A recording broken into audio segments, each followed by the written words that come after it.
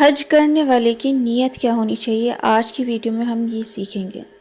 دیکھیے، حاجی کی نیت جب اس کا حج کا ارادہ ہو، یہ ہونی چاہیے کہ اللہ تعالیٰ تو مجھ سے راضی ہو جا، اور اس حج کی برکت سے مجھے آپ اپنی معیت، اپنی محبت عطا فرما اور مجھے گناہوں سے بچا۔ ٹھیک ہے، یہ دعا مانگنی چاہیے۔ اور سب سے پہلی چیز آپ یہ دیکھیں، آپ حج پر کن لوگوں کے ساتھ جا رہے ہیں۔ کوشش کریں جن کے ساتھ آپ جا رہے ہیں وہ نیک لوگ ہوں۔ اب نیک کا کیا مطلب کہ شریعت پہ چلنے والے ہوں، سنت کا پتہ ہو۔ اس سے کیا ہوگا کہ آپ کا جو حج ہوگا وہ سنت کے مطابق ہوگا۔ دوسری چیز، نبی اکرم صلی اللہ علیہ وسلم نے فرمائی کہ پے در پہ حج کیا کرو، یہ تمہارے فقر اور فاقے کو ختم کر دے گا اور رزق میں برکت کا سبب بنتا ہے۔ یعنی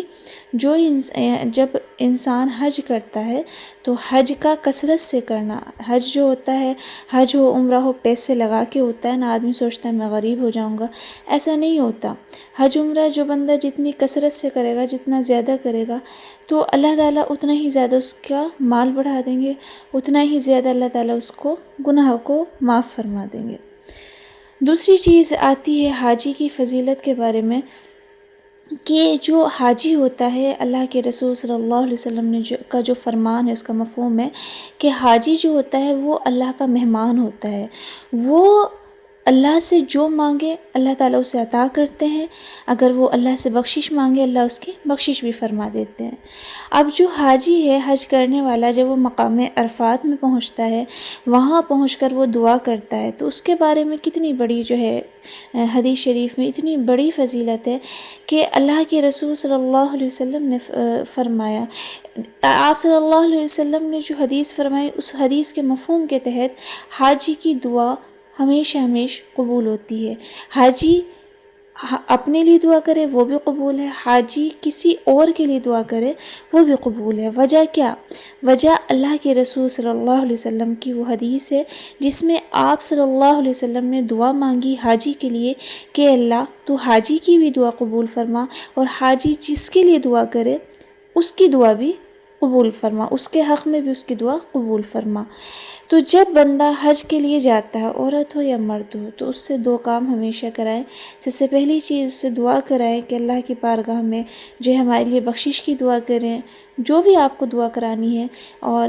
حج کے لیے گزارش کریں کہ اللہ تعالیٰ ہمیں بھی حج پہ بلائے، اور پیارے حبیب صلی اللہ علیہ وسلم کے روزے پہ جو ہے حاضری کا شرف عطا فرمائے۔ تو جب بھی حاجی جائے تو اس کے لیے جو ہے اس سے ہمیشہ جو ہے دعا کا کہنا چاہیے، کیونکہ اس کی دعا کا اللہ کے رسول صلی اللہ علیہ وسلم کی اس حدیث کے مفہوم کے تحت وعدہ ہے کہ وہ جو اپنے لیے مانگے گا وہ بھی قبول ہوگا، کسی کے لیے مانگے گا وہ بھی قبول ہوگا۔ اور حاجی کو خود بھی چاہیے کہ حاجی جو ہے وہ ہمیشہ سب کے لیے دعا مانگے، بالخصوص ان رشتہ داروں کے، گھر والوں کے لیے تو ضرور، کہ جس نے ان کے لیے احسان کیا اس کے ساتھ،